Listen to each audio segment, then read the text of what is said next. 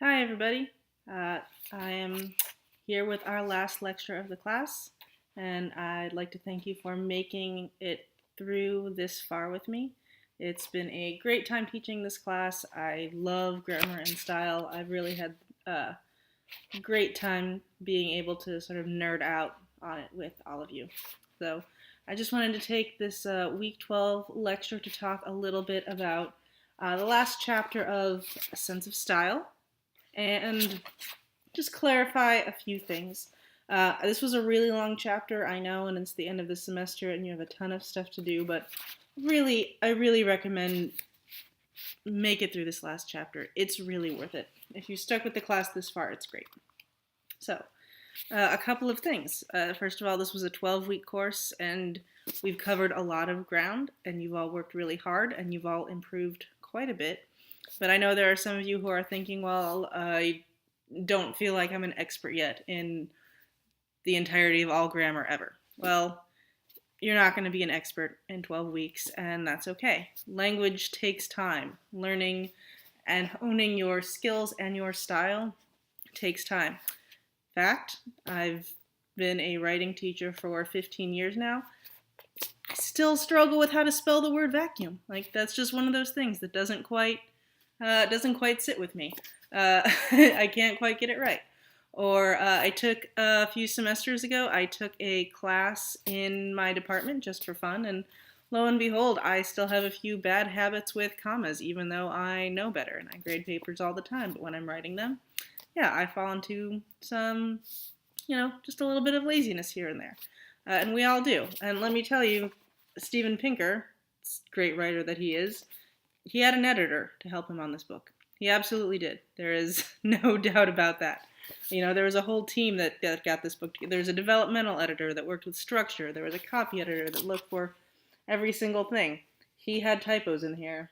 I can't say that for sure, but I'd put money on it. So there's no such thing as a perfect writer. There's no such thing as a perfect grammarian. It really is a lifelong process. Every semester I teach, and in fact, sometimes I learn something new. So don't freak out. We all sort of have our foibles when it comes to spelling or grammar. The point is to work around them, and it helps if you can have a trusted friend to help you out. I definitely have a couple of people I call on when I have a really important email to send, so I can make sure that it sounds right, that the tone is all solid, that I haven't made any particularly bad errors. So it's great when you have a friend. The one other thing I wanted to draw your attention to, this chapter 6 here, one of the things it does is that it's a great sort of compendium of all the little rules here and there that you can follow, and it's a good quick reference guide, especially if you do have a couple of things you struggle with a little bit. You can always go and check on that. But he opens the chapter talking about sort of teasing the language purists, and I know we got a little sense of those. The video we watched in week 2, there was some language policing there for sure. But on page 187, he says, "The purists who call out these errors see them as symptomatic of a decline in the quality of communication and reasoning in our culture today." And this is something that's been going on for a long time. We saw that in George Orwell's essay. He calls that out for language purists who think, oh gosh, language is changing. It's on the decline. Everything is falling apart. Later on page 188, he says, "In their zeal to purify usage and safeguard the language, they have made it difficult to think clearly about felicity and expression and have muddled the task of explaining the art of writing." So writing is so much more than just straight adherence to the rules. And of course, the rules are important. Obviously, if they weren't, you wouldn't have to take this class. And when we're communicating formally, the rules are all the more important. But there's something to be said for learning how to be flexible with the rules and learning how to be flexible with language, because language changes over time. Language is always evolving. On 189, at the bottom of page 89, Pinker says, "When it comes to correct English, there's no one in charge." And that is true. No matter how much someone claims that they're an authority, They can't stop the gradual change of language. Spellings have changed over time. Slang has changed over time. Do you remember YOLO? Does anyone remember YOLO? I mean, that went out of fashion, right?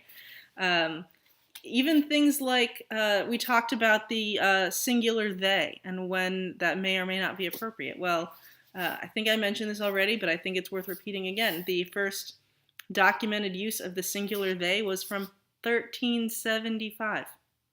1375.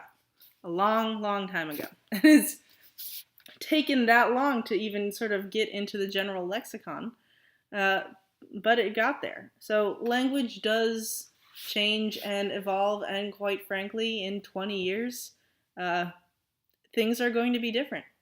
They are. I don't know how. You don't know how. We can't really predict how.